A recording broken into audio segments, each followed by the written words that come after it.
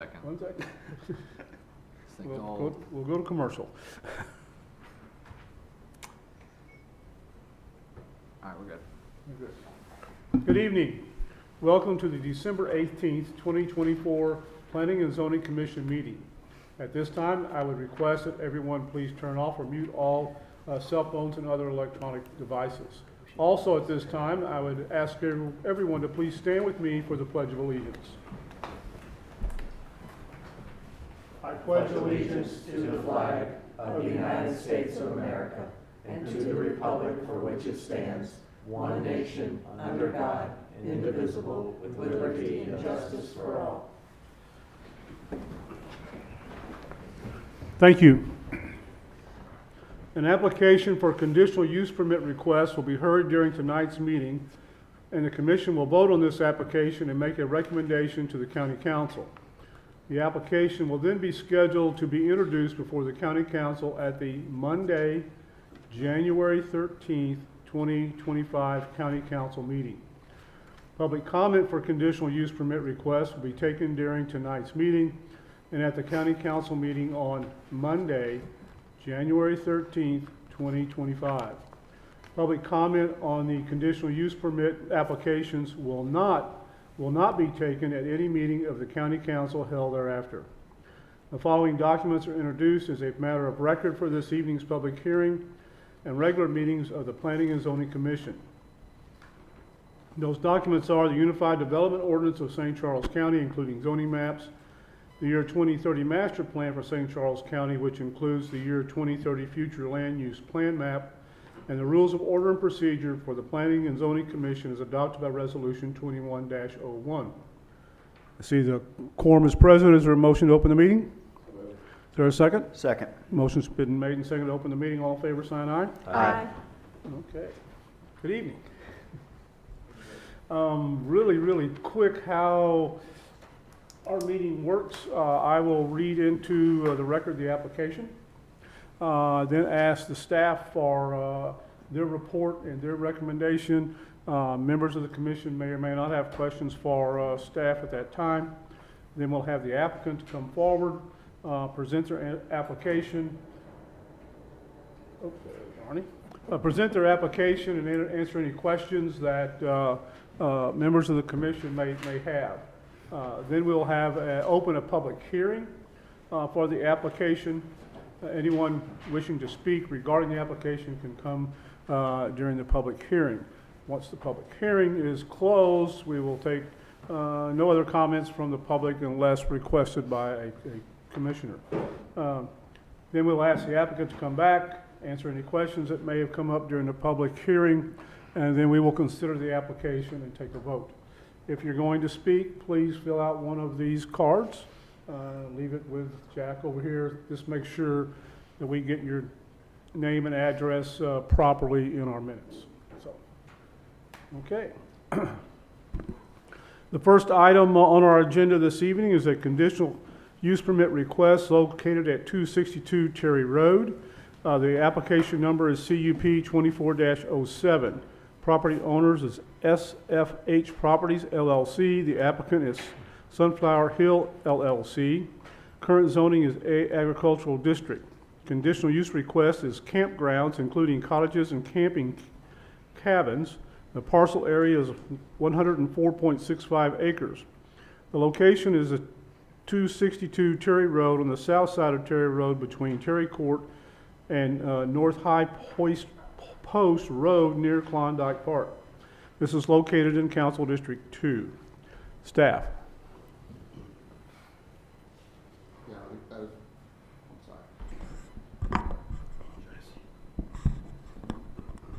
sorry. Again, this is a request for a conditional use permit for a campground on 104, almost 105 acres. And the location is, again, it's in the southwestern portion of the county, basically near Klondike Park, close to Augusta Shores, which is, that subdivision is to the west.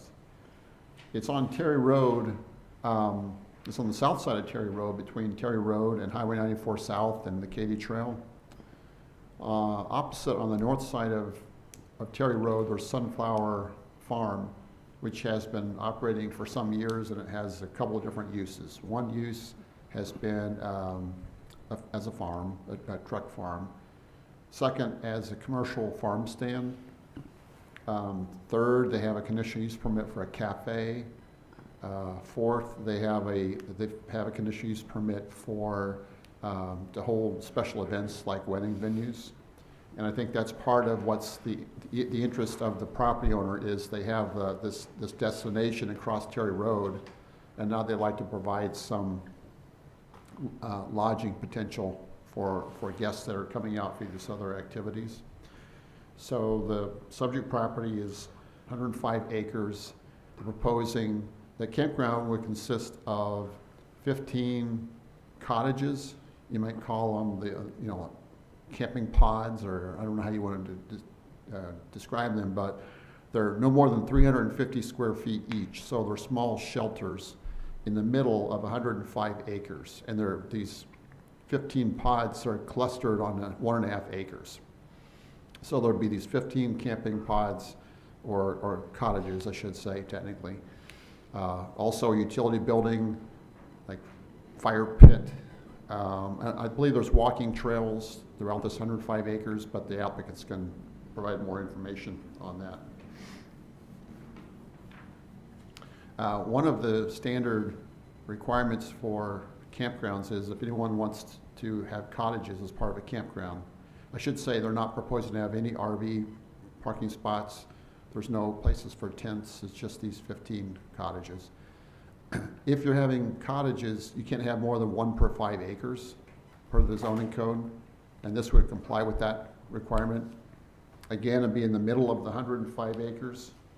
So the analysis, honestly, is pretty simple in that I'll read you just for the record, what the conditional use permit criteria are, but they're all go back to the basic premise in that these camping cottages are located in the middle of the 105 acres, and the nearest homes are 1,200 feet to the south and 1,500 feet to the northeast. You're not able to see these campground cottages anywhere from your road, even in the middle of winter, because of the vegetation. But the criteria are, for the record, would establishing, maintaining, or operating the conditional use be detrimental to or endanger public health, safety, or the general welfare? Would the conditional use injure the use and enjoyment of other property in the immediate vicinity for the purposes already permitted? Would the conditional use injure the aesthetic and or scenic values of the vicinity? Would the conditional use substantially diminish or impair property values within the neighborhood? Would the conditional use impede the normal and orderly development and improvement of a surrounding property for uses permitted in the zoning district, in other words, in the agricultural zoning district? For the reasons stated here tonight and also in the written staff report, county staff recommends the finding that it would comply with the conditional use permit criteria if conditioned as proposed in the recommendations, including that the site plan substantially comply with the concept plan, no amplified sound between the hours of 9 p.m. and 7 a.m. And also, let's see, another condition, I'm sorry. No campground cottage shall be leased, rented, or advertised for or occupied by the same occupants for more than 30 days per calendar year. And with that, county staff recommends approval. Any questions for staff? Hearing none, ask the applicants to come forward. And I forgot to say I have to swear you in. I'm ready to be sweared in. Please, do you solemnly swear or affirm that you will tell the truth, the whole truth, and nothing but the truth in these proceedings under the pains and penalties of perjury? I do. Please state your name and address for the record. Michael L. Kahneman, known as Mike, at 112 Bird Crossing Drive, Augusta, Missouri, 63332. Go ahead, sir. Okay, thank you for having me here this evening. I mean, Robert's kind of covered it. I'll probably give a little color to what we're doing. Some of you might remember we were back here in like 2016 when we tried to come up with the idea of an outdoor wedding and event venue. My son, when he graduated from college, told Karen and I, we should kind of move away from the organic farm and look at something a little more commercial, which we did. We've been fairly successful at that. We've kind of distinguished ourselves as a really premier destination for outdoor, farm weddings, if you will. And to kind of keep that level, like, we need to kind of add some lodging. So there's really three goals here for this. There's the lodging for wedding guests. We think corporate retreats would use this. We have done some corporate retreats with no lodging. And we also think we can help promote use of the Katy Trail with travel packages and stuff where people can visit the trail. I think, those are probably the three main reasons why we want to do this. Our wedding guests have said, we love coming here, but they end up booking hotels in Chesterfield, right? We tell them to use the bed and breakfast all throughout the neighborhood. Some of them do, but for them, it's kind of an inconvenience because they got to talk to 3, 4, 5, 6, 7 different vendors on how to get those properties reserved on the same date, what are the prices, and they're trying to just kind of do one-stop shopping. And after COVID, that was the one thing that we did. We kind of integrated. We brought catering in-house. We're just trying to make it as easy as possible for people, simple, and we can then guarantee that we can deliver that high experience, because we found out after COVID, if you don't control everything in that supply chain, you can get a bad experience, you don't get the 5 stars, and you can run a brand pretty quickly if you're not thinking ahead of that. Relative to the corporate events, like I said, we've had a couple. They do the day events, but people want to spend the night, and there's just nowhere to do it. They go back to Chesterfield. They're like, well, we might as well do this in Chesterfield. But the reality is, in today's world where a lot of the leadership teams are kind of dysfunctional a little bit after COVID, the stay-at-home, work, remote work, hybrid work, et cetera, a lot of the management teams aren't cohesive, and you're starting to see a trend where they're saying, hey, we got to get the management teams back together, off-site, bonding, and if you've been to the property, it's really special, and getting back to nature and making you really think about all the devices in the world, let you really kind of think for yourself. So I think that'll be a big viable thing for us. And the last, on the Katy Trail, like, people do tours like to the confluence over to Herman. They get driven back. They look for a place to stay. Why not stay at Sunflower Hill Farm? Okay, so that's sort of the business there. Just general, just so you know the property, we have the Sunflower Hill Farm on 245. We got this property at 262. We also bought 4 acres along the Katy Trail. It used to be the old barns, the meth barns that burned down, whatever. We cleared all that out, and we're now putting some art there. Some of you might be familiar with the painted silos. So that was my wife's idea, and this year she's going to launch 5 giant butterflies of 20 feet and build a monarch butterfly art exhibit and garden right under that big bluff that you see off of the 94 trail. So that's sort of where we've been, what we're trying to do. I think these cabins, these are not, I've had some of my neighbors talk to me, these are not like we're going to spend like $10,000 for a cabin. These things are probably going to be over $100,000. I'm trying to keep them at 75, but I've had bids at 150,000. They're going to be really nice, and they are kind of confined on that acreage there, and that 1.5 acres in the center. It was naturally already a prairie right there. It's kind of, as Bob said, it's hidden. Nobody can really see it. It's easier to develop to put it right there. Our biggest challenge is we're going to bring city water in, and we're probably going to have to go like 2,000 feet, maybe 2,500 feet from Augusta Shores to get the water to the cabins. And I do live in Augusta Shores. Okay. Questions? Any questions for the applicant? The entrance to get up to these cabins, it's right across from Terry Road? Right across, right Parking across, lots? yes. So guests wouldn't go down 94 and back up? They'd No, simply no. go across it? Cool. There's an emergency exit out the back to 94, but we would gate that off and not let people use that. Cool. How many people could stay at a time? It's 1 king bed in each cabin, so, 2, I mean. Bring both beds, so, they're 150 square feet, The cabins themselves are 350 square feet. they're 350, so. So it's pretty much, you got a bed, a little living area, a little kitchen, and then you got like a private bathroom. Oh, you don't know people like me. And the front's all glass, so. I have a big family, too. We'll shove them in there. I would assume you have some sort of, I would assume you have some sort of rule as to how many people can stay in each cabin. I think we're probably going to say 2. Yeah.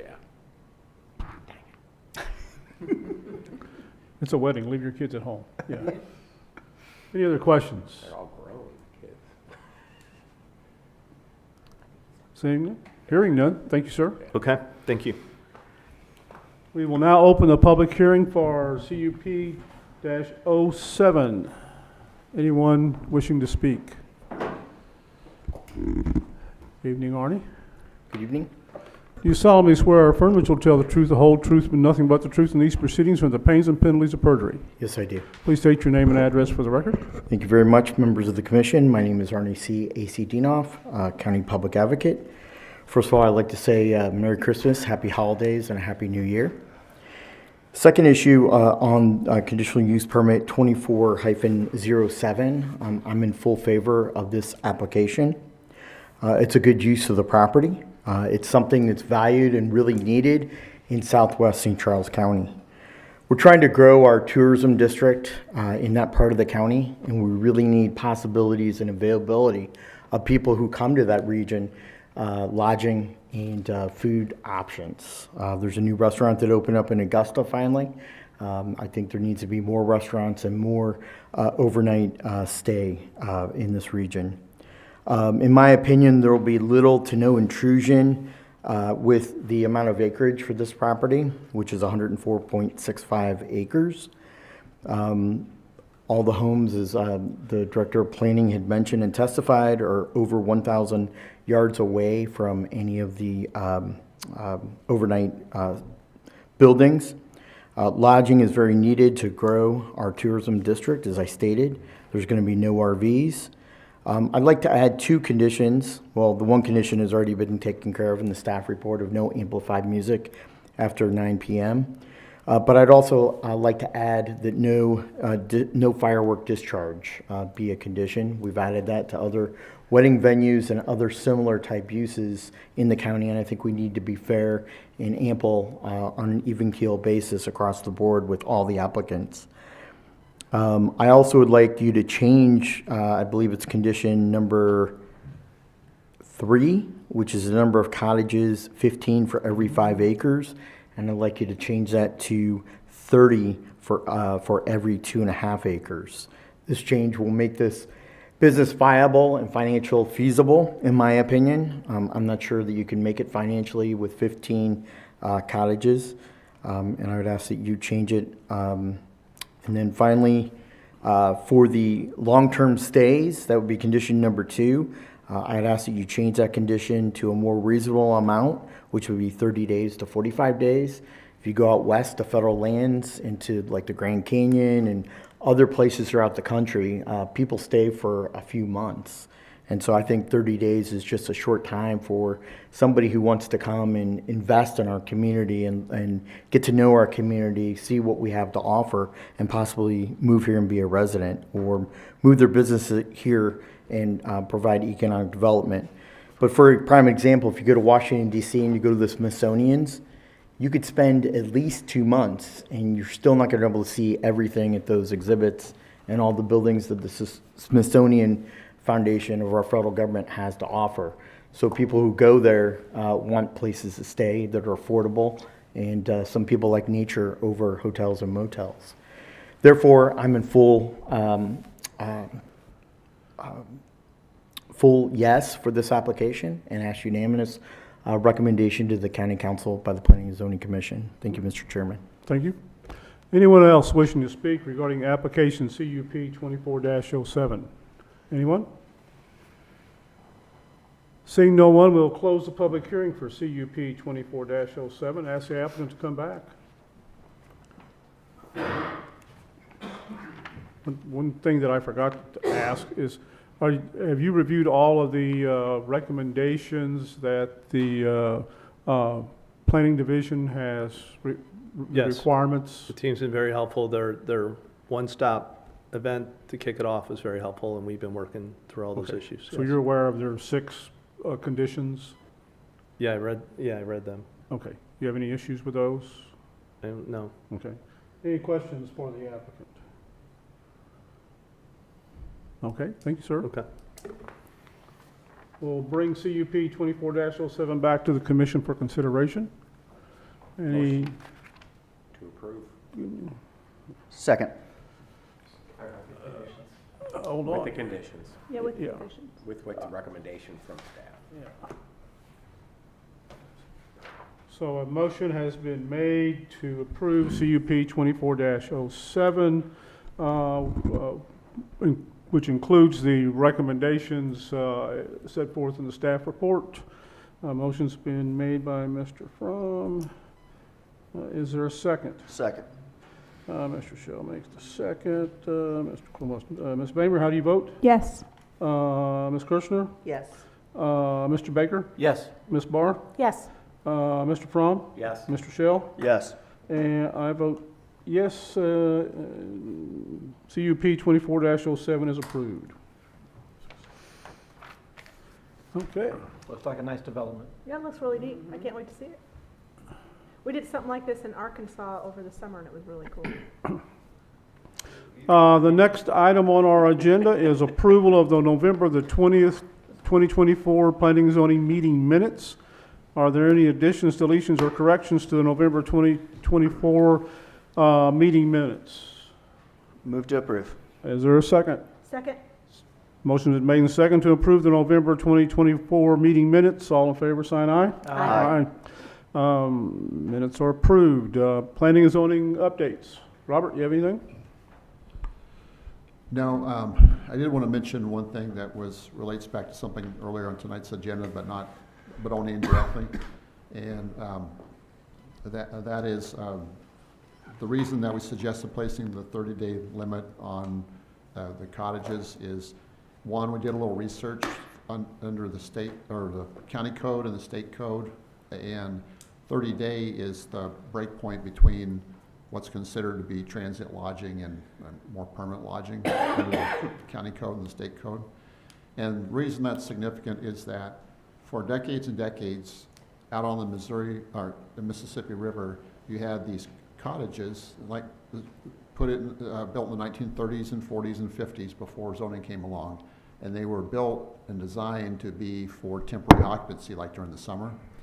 So before the age of air conditioning, as you might imagine, people might come out from the city, spend a few weeks out on the river, and they didn't, just had these shallow water wells that only pulled from just like 30 feet deep or something, these sandpoint wells, and they just had very rudimentary sanitary service, but that was because it was only going to be occupied for a few weeks out of the year.